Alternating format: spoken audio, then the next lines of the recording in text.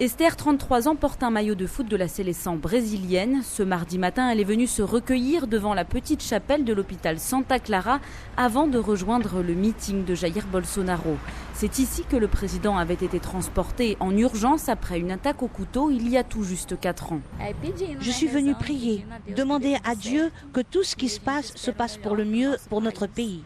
Que les choses continuent à bien marcher. La pandémie a compliqué les choses, ça a cassé notre pays. Mais on est fort, on va se battre. Et si Dieu le veut, tout va bien se passer. Cette aide-soignante était de garde à l'hôpital ce jour-là. Même si elle n'a pas vu Jair Bolsonaro de près, elle se souvient de la panique généralisée. C'était un jour un peu comme celui-ci. On sentait une certaine tension. Puis on a reçu l'information qu'il y avait eu un accident. Au début, on ne savait pas ce que c'était, juste qu'il y avait eu un accident avec Bolsonaro, qui était candidat à l'époque et qui était en chemin pour l'hôpital. Tout le monde s'est agité ici. Certains n'y croyaient pas, pensaient que c'était un mensonge. Puis, on a vu toutes les voitures de police arriver par la fenêtre. Ceux qui l'aimaient bien étaient très inquiets. Mais grâce à Dieu, tout s'est bien passé. Esther a voté pour Jair Bolsonaro il y a 4 ans. Aujourd'hui, elle est encore convaincue que c'est le meilleur candidat, même si elle voit que le pays est très divisé, à l'image de sa famille. Ses parents voteront et ont toujours voté pour le Parti des travailleurs de Lula, mais ses frères et sœurs votent tous Bolsonaro. En revanche, elle ne se reconnaît pas dans l'étiquette collée à ses partisans et a du mal avec le terme de bolsonariste. Évidemment, ce mouvement est très différent de tout ce qu'on a vécu jusqu'aujourd'hui. Mais je n'aime pas ce terme qu'on nous a donné. On finit par en rire. Mais je pense qu'un autre terme irait mieux. Nous sommes patriotes. C'est différent que de spécifier qu'on suit un homme. Pourtant, depuis cet événement, il y a bien un mythe qui entoure cet homme. Dans le centre de Juiz de Fora, au coin de la rue où l'attaque s'est produite, nous rencontrons Luciano. Ce vendeur ambulant se souvient lui aussi très bien de l'événement. L'autre jour, des gens sont venus avec une statue pour lui rendre hommage. Ils sont venus, ont chanté, fait un tas de trucs. On le place au rang de Dieu, on l'appelle le mythe. Mythe de quoi? Il est mythe de quoi?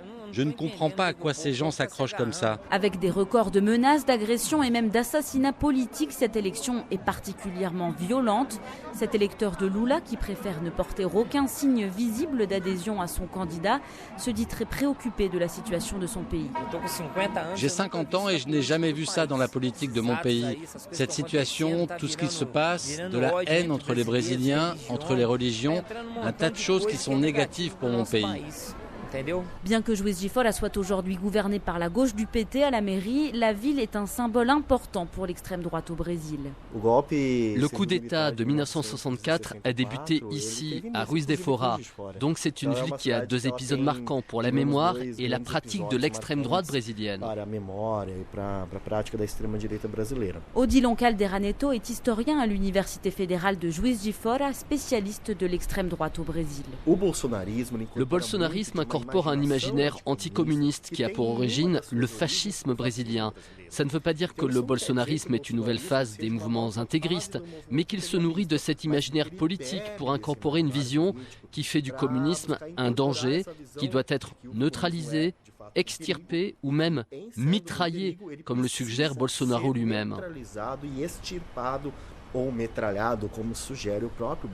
Le chercheur explique que si le bolsonarisme s'inspire des mouvements d'extrême droite proches de la dictature, il établit aussi de nouveaux paradigmes.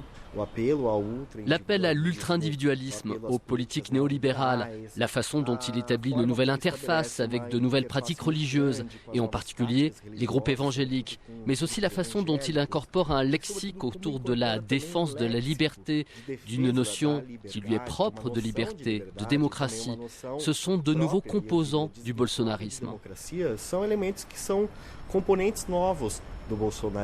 Avec un grand nombre de députés et gouverneurs alliés du président élu au premier tour de ces élections, le bolsonarisme a de beaux jours devant lui, selon Bruno Ronchi. Ce docteur en sciences politiques suit de très près le processus électoral au Brésil. Même si Bolsonaro sort pas vainqueur au second tour, le bolsonarisme il est quand même toujours très très vivant. Et le fait qu'il soit au second tour avec quand même des intentions de vote qui sont très expressives, ça montre aussi que le bolsonarisme n'était pas un épiphénomène, quelque chose qui était très caractéristiques ou des événements qui se sont produits en 2018, mais qui il va s'insérer dans la durée. Tous les scénarios paraissent encore possibles. Jair Bolsonaro se montre confiant de sa victoire et continue de semer le doute sur l'attitude que lui et ses soutiens adopteront en cas de défaite. De retour de Juiz de Fora, Joséphine Rivière pour Médian.